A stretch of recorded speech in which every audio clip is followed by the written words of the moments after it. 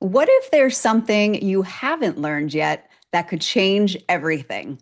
Welcome, everybody. I am Sherry Elise. I am a five-time published author and host of the award-winning talk show Good Morning Joy. And I am here in partnership with Brave Healer Publishing to introduce you to some of the amazing authors in one of their newest books, Om La La, The Power of Positivity Guidebook. And before I introduce you to these amazing women sitting in front of me, I just want to give a shout out and thank you to their lead author, Julie Williams. This book is needed now more than ever, and I love that it is a guidebook that gives you so many different perspectives on changing your life, on transforming your life, on healing your life. And Brave Healer Publishing brings together the best people. So let's not wait any longer to meet them. First, I have Dorothy Shaver, and she is a transformative leader focused on positive health and environmental impacts while driving business growth. I also have Janine Thorpe, who is a consciousness pioneer, awareness teacher, and transformational healer, author, and teacher who empowers entrepreneurs, change makers, and visionaries to honor their gifts, tap into their potential, and live their purpose. And finally, I have Sarah Lynch, who is an intuitive mentor and energy practitioner who supports heart-led women through periods of change and growth in life, career, or business. Hi, ladies. Welcome. Thank Hi, you. Sherry. Hi. I'm so excited to talk to you all. I absolutely loved your chapters. I loved this book. I I was just going to give myself the title of Queen of Positivity, but that's a little high and mighty. But I like positive mindset has been a thing for me since I was so young, and I have watched the transformation that has happened. And so being able to read this book and see all, as I said earlier, all the different perspectives and all of your stories and your practices, it was really eye-opening. And I just want to thank you for your vulnerability and courage in sharing your stories. And then, of course, bringing your wisdom to the table. So, what I'm going to start with you, Sarah. I would love to know, tell us a little bit about the name of your chapter, the chapter number, and share a little bit about it and also your why behind saying yes to Julie and writing this chapter. Hi. My chapter is chapter 8. It is The Night Love Whispered and How Deep Trust in Your Inner Voice Reshapes Life. Why I said yes. I have trained with Julie for a number of years. She was a mentor of mine. I love being in her energy. I love what she does in the world. I love um, her ability to reframe situations. And I just wanted to be part of something that brings value to the world and hope to the world at a time when it's needed most. And it did. Can you share, can you give us a little insight into what your chapter was about? So my chapter was about a personal challenge I faced. Um, it was a prenatal diagnosis of my first child. I was around 23 weeks pregnant. Um, And it's an insight into what happened in my internal world when I was faced with the news we were faced with. Very much given a worst case scenario, really harsh diagnosis in a very short space of time, and just what that did to my body, what that did to my mind, how I spiraled into fear, how I left my body, how I thought there was no hope, how I struggled to let people in, and then days being in that kind of that spiral and having that night where love actually spoke to me, where I just was sitting on the couch at 3 a.m. I couldn't hold it together anymore. I just stopped crying because it was like I allowed myself to breathe, and the wisdom dropped in to say everything would be okay. Now, it didn't change the diagnosis, it didn't change, but it shifted something within me and allowed me to open up. And the whole scenario shifted from there. So I suppose that it is the journey of what happened internally and the steps after that, and how it has completely reshaped the way I look at life, the way I live my life, and how miracles can happen when you trust and believe in something greater. than It was yourself. so beautiful, and I think so many people are going to relate to it, especially I mean, I did like the whole spiraling and the Googling and the Mm, just going down the rabbit hole and forgetting that we have an inner guidance system and we have, to really listen here. So it was so powerful. And I just walked away from it feeling like this is a brave and courageous woman, and in so many ways. So just thank you for sharing your story with all of us. thank you. Yeah, Thank you. Dorothy, I'm moving to you now. Share with us the name of your chapter number, a little summary, and the why behind it. Sure, thank you. So I'm chapter 23 with the title of Setting the Table for Joy in Times of Grief, Lessons in Love, Laughter, and Nourishment. And a little bit of a summary. It's really about how we can use connectivity to each other, to nature, to food, to unlikely people who would come to the table to help us through times of grief. And the reason why I felt really compelled to contribute to this fantastic book amongst the wonderful community is I felt really amazed and estranged when my mother unexpectedly passed away with the response of my peers, my friends, my colleagues, and them really responding in fear to someone who is positive and inspirational, and me being really honest with my feelings and them really being afraid of it. And I think the reason why I really felt compelled to inspire people to really come together and be really honest and open about grief and what it feels like and what it does to us to enable us to heal together as opposed to being afraid of what each other feel. And in this, I really kind of combined a lot of different pieces into a bit of a Mhm. jigsaw puzzle around, trying to find joy in times of grief of my mother passing and how we hold joy and grief at the same time and set the table for both and allow both to be there, which I think is very rare for us to feel comfortable with right now. And we need to feel more comfortable with grief and joy in the same space in order for us to continue to live in these turmoil times. I also wanted to share the very unique lessons that my mother taught myself and my two sisters growing up and our experiences. And I also wanted to link that to the innate connectivity that we have to nature, to food, to nourishment, and what we really can do when we work better together. So it's a combination of lots of different things and really working through the first time I had really compounded grief as a result of losing my mother unexpectedly and then losing one of my best friends very soon after, compounded by many other pieces, and how to really pull that together by continuing to set the table for people in my time of grief and allowing them to feel both joy and grief and trying to get away from the fear and anger that comes from losing someone so close to you unexpectedly. Yeah, I know I said that I think all of you write from a perspective that we can all relate to, whether you've been through that personally or not. As I mentioned before we came on, my whole platform is on joy, but my docu-series that I just did was after the loss of my dad to ALS and finding out if joy is possible amidst grief. And the end was all about how joy and grief can exist simultaneously. And so reading your chapter and seeing the beautiful ways that you weaved in with the food, like learning about the three sisters in nature and just seeing like it opened up this space in me that I was like even more in awe about nature and the way everything feeds each other, no pun intended. And sitting down with people and sharing those experiences. You just did a beautiful job at weaving it all together. So thank you for that. Thank you. Janine, let's find out a little bit about your chapter and your reason behind writing it. Yeah, mine is chapter 10 and it's called Trusting the Whispers Within, Becoming a Clear Channel for Your Soul's Work. And it was really, I suppose, a story or an experience that had such a big impact on me and completely reshaped everything that came afterwards.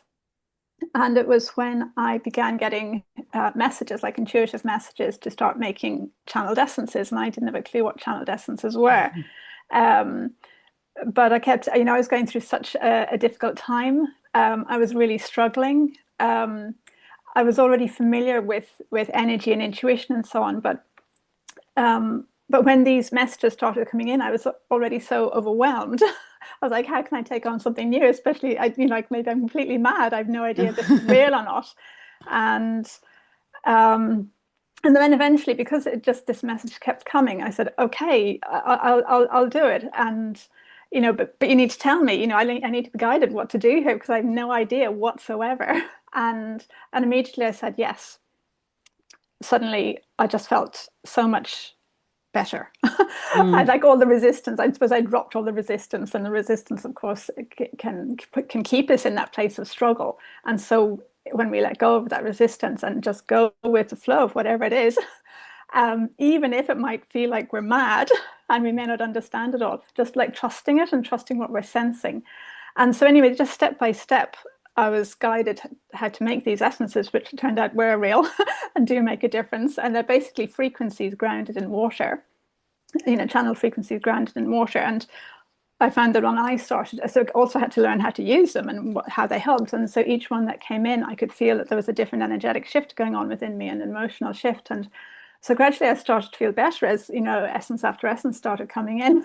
And then somehow other people started to hear that I was doing this and wanted to try them out as well. And so then I started to, again, it was all learning, it was unfolding as I was doing it. And I realized I could use them to help other people and they could feel the shifts. mhm. And also it was building my I suppose my skills at reading energy as well as doing this. And then I found that I could help people without the essences. So it was like there was this whole journey of learning and discovering and kind of this was a little bit adventurous, kind of Yes. pioneering. And yeah, but it completely changed everything. And it just felt like, when Julie asked, would I like to be a part of this? It's almost like she didn't need to even sit down with me and talk with me about it because it was just like, yes. And it just felt like, again, it's like trusting that flow. It's like, yes, this Hmm. actually is something about this that feels really right. And so yeah, so it's been really good and really good, connecting with all the other experiences that other people have been sharing as well. So Yeah, yeah. I mean, it definitely, when I think of brave healer authors, I mean, it definitely takes someone brave to do what you did, to hear something you have no idea and just say yes to it. Was there, Yeah. do you think that you had that foundation of trust in yourself to be able to say yes, or what was that moment that just made you go, yeah, for sure? Well, I think I had quite a lot of resistance to it at Uh-huh. first. But then it was like, it just got to the point where it's like, okay, well, either I do this or I don't, but not doing it, just I feel worse and worse and worse, Hmm. and it just got to the point when, okay, it's like I just let go. And Yeah. then in the saying, yes, everything started to flow. And I thought, okay, well, maybe I'm mad, but I feel better. Uh-huh.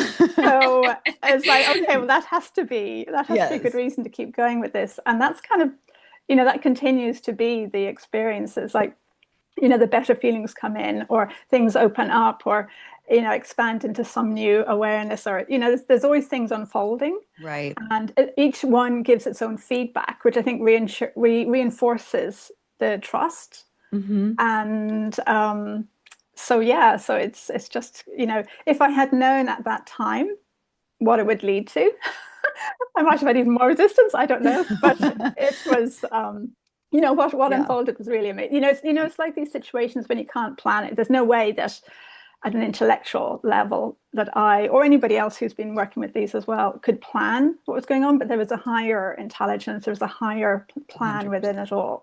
And it was just like trusting that and trusting the bit of information that I was receiving, even if I didn't have the Yes. whole picture.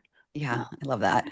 Sarah, um, so obviously for everyone, this book is about power of positivity. And when you think about that, for those who are listening or watching right now, is there some sort of beginner's tip that you can give somebody about the power of positivity? Um, I I suppose not seeing what in so not seeing what is in front of you, not as what it is or what the gift it is. Hmm. Um, it is that shift in how you look at something is The how we can make perspective. something it's a perspective, exactly. Yeah. Yeah. I mean, and that comes from choice. That is a choice that has to come from within. So Yeah. it's choosing how you look at things would be my That, very simple, yeah, practical. that's yeah, and powerful, and powerful. I mean, perspective is what shifts everything. It was one of the first steps that I had to do because we can't, as you all know, change what happens, but we get to change the way that we look at that. Look at So that. Yeah. I love that. Thank you, Sarah. Dorothy, any tip for a beginner in being more positive, the power of positivity? I don't know if I'd call it a beginner tip or a small tip, but Uh-huh. I would say that for us to feel positive, we have to nourish ourselves from within. So, really paying attention to the impact of the food that you consume and that you purchase, and the way that it makes you feel emotionally and physically is extremely important. And we're all learning more and more about that day in, day out. But as a dietitian for my entire life, I think really recognizing that food is really our strongest connector to culture, to the planet, to nature, to each other, to behavior, to our ability to actually function in this world. And I think we're finding out more and more about the connectivity between our bodies and our brains, which is wild because they're both with us.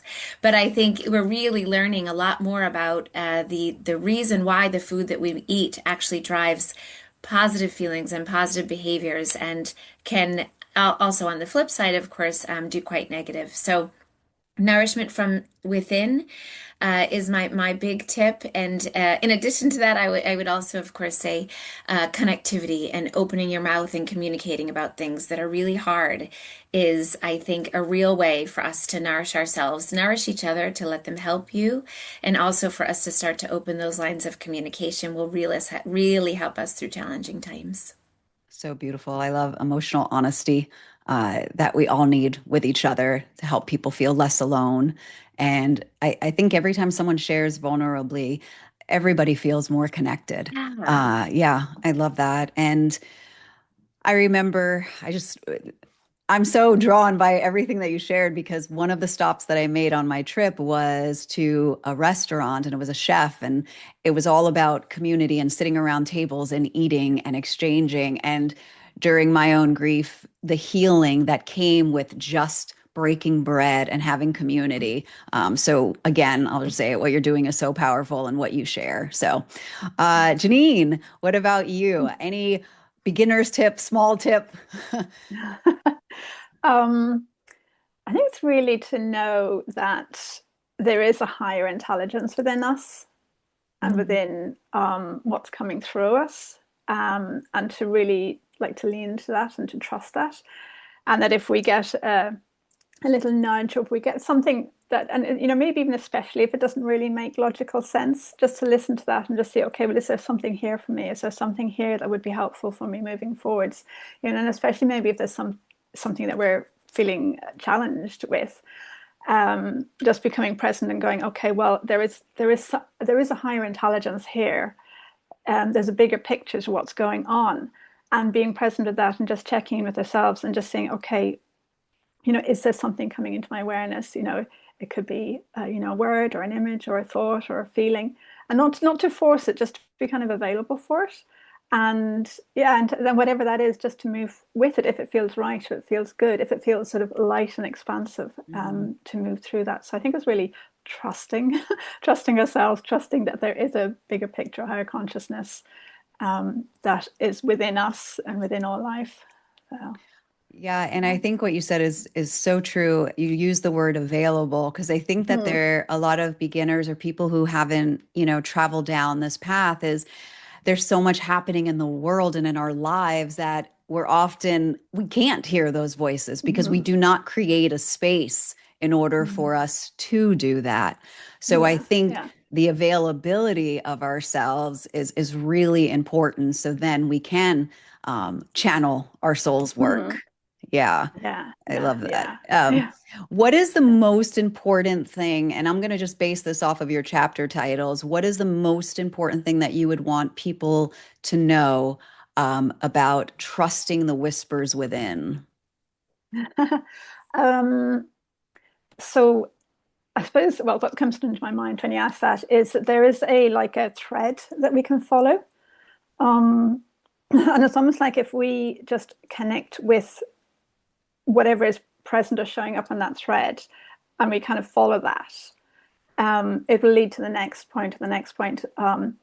Like even just for example using the essences that came in, what I found was, each one has a different frequency. It's like a different note or a different color, or it works sort of slightly differently. And what I found was like there'd be one that I would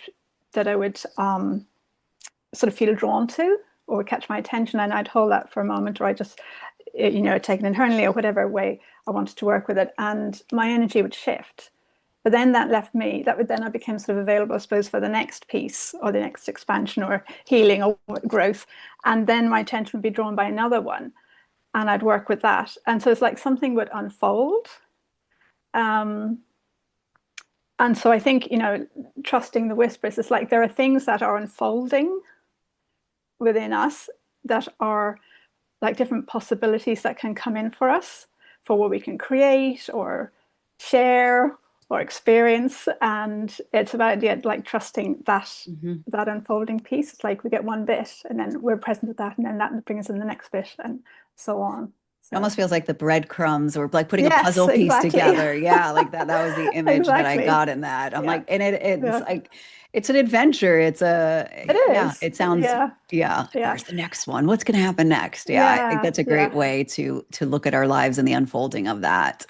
Hmm. Sarah, since we're on the trust, the inner trust, on the same topic, what's the most important thing that you want people to know about how trusting in their inner voice reshapes their life? So I think it's linked to the practice that I use, that I share at the end. Mhm. And it's probably, again, the most simple yet powerful tool we have.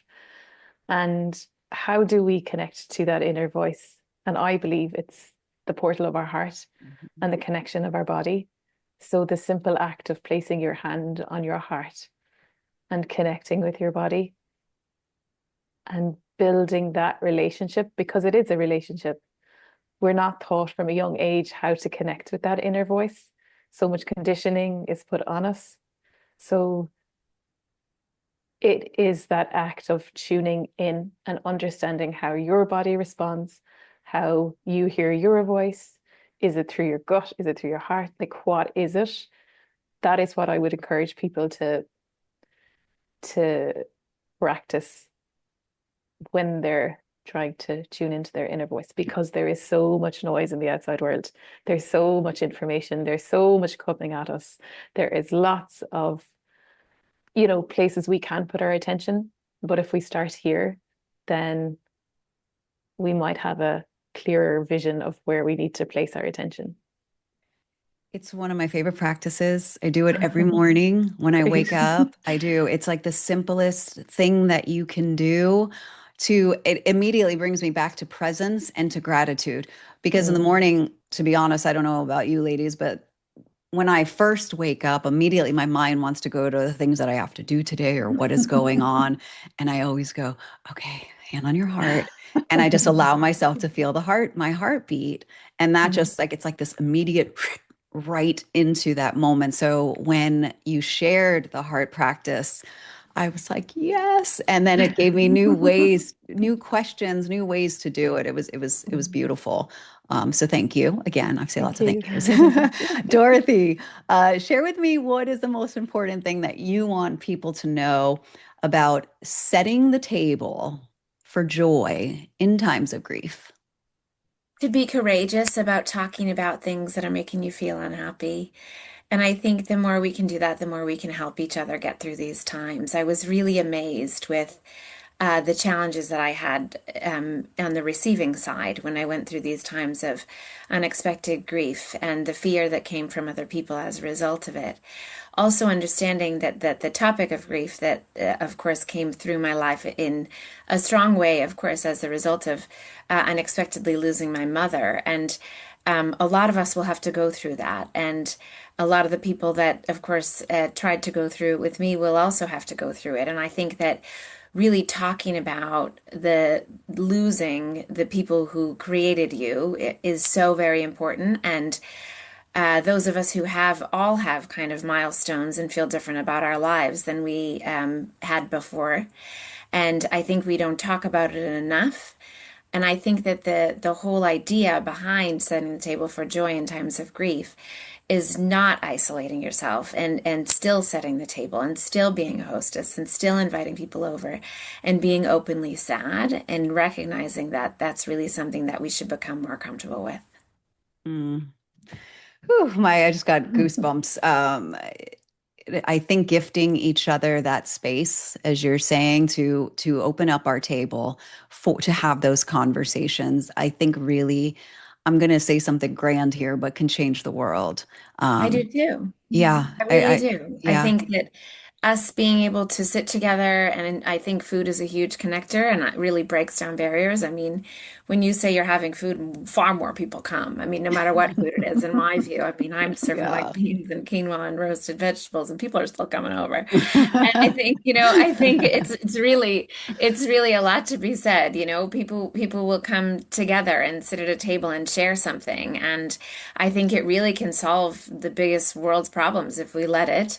And Yeah, of course, I started with the smallish problem of losing my mother, but of course, the whole intention of the way forward and the business that I mentioned, which is called Dining with Dorothy, is really about bringing together unexpected people from unexpected parts of the world to really solve some major problems and have a positive impact on human health, planetary health, and society health. beautiful. What is your hope with this book overall? What do you hope people walk away with? It's hard to say because as we said, it's really a jigsaw of a lot of Hmm. different things. So you can kind of take away like a lesson my mom taught us, which is, say what when someone compliments you, so they say it again. It can be just I something love simple as that, which that. I think is actually quite powerful and can lead into many other wonderful things in your life. But it can also be, inviting somebody over that you really struggle with and opening up that conversation about a challenging topic so that you can solve that together and that makes your heart feel better and their heart feel better. So I hope that also comes through. I of course hope my nutritionist side hopes that people start to pay more attention to the food that they put in their body in relation to what it does to them and what it does to nature and what it does to society, so that we can utilize that as really a positive lever as opposed to a negative lever. And I think the last one would really be that it's just opening our hearts and our eyes to the fact that people are going through things and it's time to start to talk about it. And Thank you food so helps. And food much. Food helps. helps. We're always at parties, we're always standing in the kitchen around the food. Like I've noticed at every I party, I'm like, know, isn't I that have a whole funny? house. Yeah. Yeah. So, Exactly. Yeah. yeah, it really. Sarah, what is your hope people walking away after reading this book?